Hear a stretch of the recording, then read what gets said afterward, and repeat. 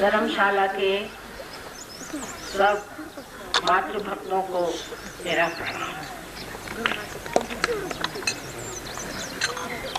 यहाँ के मंदिर के कमेटी ने ये आयोजन किया, जिसके लिए मैं बहुत उनका धन्यवाद करती हूँ। असल में इतना सत्कार और आनंद दोनों के मिश्रण से हृदय में इतनी प्रेम की भावना उमड़ आई है कि वो शब्दों में ढालना मुश्किल हो जाता है। कलयुग में कहा जाता है कि कोई भी माँ को नहीं मानता। कलयुग की पहचान है कि माँ को लोग भूल जाते हैं, लेकिन अब ऐसा कहना चाहिए कि कलयुग का समय बीत गया जो लोगों ने माँ को स्वीकार किया है। माँ में और गुरु में एक बड़ा भारी अंतर मैंने पाया है कि माँ तो गुरु होती ही है, बच्चों को समझाती है, लेकिन उसमें प्यार घोल घोल करके इस तरह से समझा देती है कि बच्चा उस प्यार के लिए हर चीज़ करने को तैयार हो जाता है। ये प्यार की शक्ति जो सारे संसार को आज ताजगी दे रही है, जो सारे जीवंत काम कर रही है, जैसे ये पेड़ का होना, उनकी हरियाली, उसके बाद एक पेड़ में से फूल हो जाना और फूल में से फल हो जाना, ये जितने भी कार्य हैं, जो जीवंत कार्य हैं, ये कौन करता है? ये सब करने वाली जो शक्ति है वो परमात्मा की प्रेम की शक्ति, उसी को हम आदि शक्ति कहते हैं। परमात्मा तो सिर्फ नज़ारा देखते हैं कि उनकी शक्ति का कार्य कैसे हो रहा है। जब उनको वो कार्य पसंद नहीं आता तो वो आँख मूंद लेते हैं और सारा नज़ारा भी ख़त्म हो जाता है। परवाह तो माँ को करनी पड़ती है कि मेरे बच्चे ठीक से रहें। संसार एक बड़ा सुंदर आलीशान ऐसा विशेष रूप का आदर्श हो कि जिसे देखकर परमात्मा संतुष्ट हो जाए। ये पूरा प्रयत्न होते रहता है, लेकिन आप जानते हैं कि हर बार ऐसे प्रयत्न हुए, अनेक अवतार इस संसार में आए और अनेक प्रयत्न, लेकिन मनुष्य की अकल उल्टी बैठ जाती है। कोई बात उसे बताओ नहीं करो तो वो ज़रूर वही काम करता है। अभी आपसे योगी जी ने कहा कि आप शराब मत पीना अगर आप माँ के भक्त हो, लेकिन ऐसा कहने से और ज़्यादा ही पीना शुरू कर दी। मैंने देखा है कि बच्चों से कोई चीज़ मना करो तो वो डबल करते हैं कि क्यों मना किया, इसीलिए हम करेंगे, अहंकार की वजह से। इसका बेहतर तरीका ये मैंने सोचा कि इनके अंदर ज्योत जला दो, चाहे वो टिमटिमाती क्यों न हो, थोड़ी सी ही ज्योत जल जाएगी तो उस ज्योत के प्रकाश में खुद ही देखेंगे कि हमारे अंदर क्या दोष है। अगर समझ लीजिए आप हाथ में सांप पकड़े हैं और कोई कहे कि भाई तुम तो रस्सी के जगह सांप पकड़े हो, छोड़ दो, तो कहेंगे कि नहीं मैं तो उसको पकड़ ही रहूँगा। वो मनुष्य की बुद्धि हुई ना। लेकिन उस वक़्त अगर कोई उसके सामने ज्योत दिखा दे तो देखे कि सांप है तो उसको अपने आप ही छोड़ दे। इसलिए आज का हमारा जो सहयोग है उसमें आपकी पहले कुंडलिनी हम जगा देते हैं, चाहे आप कैसे भी हों, कुछ भी आपके तरीके हों, कोई भी आप गलत रास्ते पे हों, कुछ भी करते, उसके जगने के बाद फिर आप अपने ही आप ठीक हो जाती।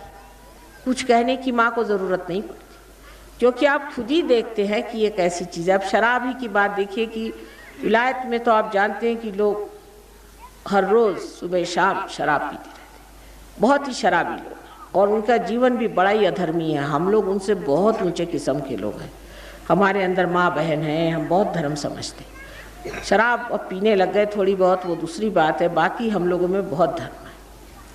उन लोगों को तक जब उनको जागृति हो जाती है तो वो दूसरे ही दिन सब छोड़ छाड़ के खड़े हो जाते हैं। कुछ मैं उनसे कहती नहीं, मैंने शुरू से कभी ऐसा रवैया ही नहीं रखा कि कहो कि शराब मत पियो, जुआ मत खेलो, नहीं तो आधे लोग ऐसे उठ के चले जाए वहाँ, आधे से ज़्यादा ही। यहाँ तो कम से कम ये हाल नहीं होगा। इसलिए मैं कहती कुछ नहीं, जैसे भी हो बैठे रहो, तुम्हें जागृति मुझे बस देने दो। जागृति देने से उनका अहंकार भी टूटता है और उनके अंदर जो आदतें बैठी हुई हैं वो भी टूट जाती। अपने आप वो आदतें छूट जाने से वो समर्थ हो जाते हैं। असल में बहुत से लोग मन से तो सोचते हैं खराब काम है, लेकिन उसे छोड़ नहीं पाते। उसकी वजह यह है कि कोई आदत पड़ गई। तो एक माँ की दृष्टि यह है कि अब जब बच्चे को आदत पड़ गई तो उसको किस तरह से छुड़ाना चाहिए। उसको डांटने से, फटकारने से, मना करने से तो छूटेगा नहीं।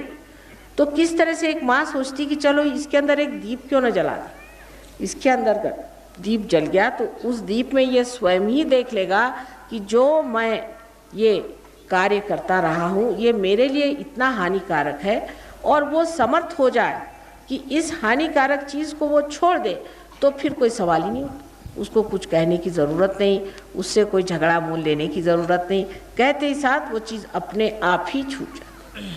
ऐसी ही चीज़ होना चाहिए। आज हम उस कगार पर पहुँचे हैं कि अगर हमें आत्मबोध नहीं हुआ, हमने अगर अपने आत्मा को नहीं जाना, तो हमारा सबका सर्वनाश हो सकता है। ये बात बिल्कुल सही है, क्योंकि कलयुग अब पूरी चरम सीमा में पहुँच गया। कुछ तो बीमारी से होगा, बहुत से लोग ऐसे ऐसे बीमारियों में फंस जाएंगे कि उससे बच नहीं पाएंगे। बहुत विध्वंसक चीज़ों से हो सकता है। न जाने कितनी चीज़ें हमने अपने को नष्ट करने की जोड़ ली। हम लोग सोचते हैं परदेश में लोगों के पास पैसा बहुत ज़्यादा है तो बड़े सुखी जीव होंगे। बिल्कुल भी सुखी नहीं, आपसे बहुत दुखी जीव, आपसे बहुत ज़्यादा दुखी हैं, क्योंकि उनके यहाँ न कोई समाज है, न कोई माँ है, न कोई भाई है, न कोई बहन है। आप सोचिए कि आपके पास बहुत सारा धन दे दें और आपसे कहें कि आप अकेले कहीं लटके रहिए, तो आप क्या सुखी रहेंगे? ऐसी उनकी हालत है। इतना पैसा होने पर भी वो सब लोग कोशिश ये करते हैं कि हम आत्महत्या कैसी करें। आपको आश्चर्य होगा, उनके बच्चे यही सोचते रहते हैं कि हम कैसी आत्महत्या करें। तो ये बात हम जो समझते हैं कि पैसा होने से सब हो जाएगा, सो बात नहीं। लेकिन पैसा भी होना चाहिए। उसके लिए भी कुंडलिनी का जागरण ठीक है, क्योंकि अपने अंदर देवी जो लक्ष्मी जी है वो भी बसती है। जब हमारी कुंडलिनी नाभि पर आ जाती है, जब हमारी लक्ष्मी की कुंडलिनी खुल जाती है, तो हमारे अंदर वो जागृति आ जाती है जिससे लक्ष्मी जी का स्वरूप हमारे अंदर प्रकट हो जाता है। अब जिन्होंने सोच के लक्ष्मी जी बनाई वो भी बहुत सोच समझ के बनाई कि लक्ष्मी जी जो होती है, जो लक्ष्मीपति होता है, वो एक माँ स्वरूप होना चाहिए। आजकल तो जिसके पास पैसा आ जाता है वो तो राक्षस स्वरूप हो जाता है। इसका मतलब पैसा पाना लक्ष्मीपति होना नहीं। दूसरे उनके एक हाथ में दान है, एक हाथ में आश्रय है। एक हाथ से वो देती हैं, दूसरे हाथ से लोगों को आश्रय देना चाहिए। दूसरे जो दो हाथ है उसके अंदर कमल के गुलाबी फूल हैं, माने उनका रहन सहन, उनकी शक्ल सूरत ऐसी होनी चाहिए जैसे कि कमल का पुष्प हो, और उनके अंदर वैसी ही विचारधारा होनी चाहिए, वैसा ही स्वागत होना चाहिए जैसा एक कमल कांटों वाले भंवरे को भी अपने यहाँ सोने की व्यवस्था करता है। कोई भी मेहमान उसके घर में आए, उसमें कितने भी कांटे हों तो भी उसकी आवभगत करे, उसको आराम दे, वही लक्ष्मीपति है। वो बेचारी इतनी सीधी सरल है कि एक कमल ही पे खड़ी है, उसको कोई और चीज़ की ज़रूरत नहीं। सारे तरफ कीचड़ फैला है, उसी में एक कमल के ऊपर में खड़ी हुई लक्ष्मी जी, जिनको हम इतना मानते हैं, ऐसी देवी हमारे अंदर जागृत हो जाती है और उसके ये सारे लक्षण हमारे अंदर दिखाई देते हैं। श्री कृष्ण ने साफ साफ कहा था कि जब योग होगा तब मैं तुम्हारा क्षेम करूँगा, पहले योग को साधो। लोग बड़ा बड़ा लेक्चर देंगे जिसके किसी के समझ में भी नहीं आएगा, सब सोचेंगे पता नहीं क्या बक रहे हैं, लेकिन सही बात यह है कि पहले योग को प्राप्त करें। जिसने योग को प्राप्त कर लिया वो समाधान में आ जाता है, उसके सारे प्रश्न अपने आप मिट जाते हैं। कुंडलिनी शक्ति जो हमारे अंदर है ये हमारी शुद्ध इच्छा है। बाकी जितनी हमारे अंदर इच्छा है, जैसे कोई आएगी कहेगी माँ मेरा बेटा नहीं, चलो भाई तुम्हारा बेटा हो जाए, बेटा हो। उसके बाद कहेगी कि माँ बेटा तो हो गया, अब मुझे नाती चाहिए, वो भी हो गया, अब मुझे घर चाहिए, घर के बाद वो चाहिए, उसके बाद वो चाहिए, उसका कोई अंत ही नहीं रहता। इसके अंदर जो हमारे अंदर जो इच्छाएं हैं वो इच्छाएं शुद्ध नहीं है। शुद्ध इच्छा एकमात्र है, वो ये है कि हमें परमात्मा से एकाकार होने की एक किसी तरह से ये एक युक्ति जुट जाए, किसी तरह से ये काम बन जाए कि हम ये परमात्मा की जो चारों तरफ फैली हुई शक्ति है, जिससे सारा जीवंत कार्य होता है, उससे हम एकाकार हो जाए। यही हमारी शुद्ध इच्छा है और ये शुद्ध इच्छा की शक्ति ही कुंडलिनी है। और जो आदि शक्ति जो कि परमात्मा की इच्छा है, जो परमात्मा की इच्छा है, उसी का ये प्रतिबिंब है, वही हमारे अंदर छाया है।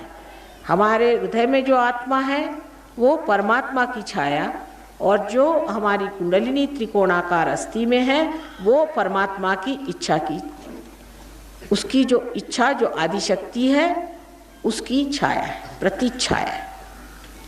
इसको अगर आप समझ लें तो फिर आपको समझ में आ जाएगा कि हम धर्म के नाम में भी कितने भटकाव में घूम रहे हैं। वही आदि शक्ति जो है वही हमारी माँ है। हम सब की अलग अलग माँ हैं हमारे अंदर बसी हुई, और ये माँ सबको ही वो प्रदान देती है जो कि कोई भी माँ नहीं दे सकती, क्योंकि ये आदि शक्ति जो है पावन मूर्ति परमात्मा की शक्ति है, जो हमारे अंदर वो गुण दे देती है जो परमात्मा को प्रसन्न रखे, और हमारे अंदर वो सामर्थ्य दे देती है, वो शक्ति दे देती है जो परमात्मा के सामर्थ्य रखते हैं। जिससे कि अब कोई कहता है कि माँ मुझे ये प्रश्न है। अच्छा, हमने कहा तुम घर जाओ, ठीक हो जाएगा। घर जाते ही देखता है कि प्रश्न तो ठीक हो गया। माँ ने क्या चमत्कार कर दिया? कुछ चमत्कार मैंने किया नहीं, कोई बात मैंने की। क्या हुआ कि आपकी कुंडलिनी मैंने जागरण कर दी। कुंडलिनी जो है वो किसी भी कारण और परिणाम से परे चीज़ है। कोई है, किसी से पूछा भाई तुमको क्या परेशानी? हमारे पास पैसा नहीं इसलिए हम परेशान। यही ना कारण, ये है कि पैसा नहीं है और इसलिए आप परेशान हैं। लेकिन समझ लो आप कारण से परे ही चले जाएं तो कारण भी खत्म हो गया और उसका परिणाम भी खत्म।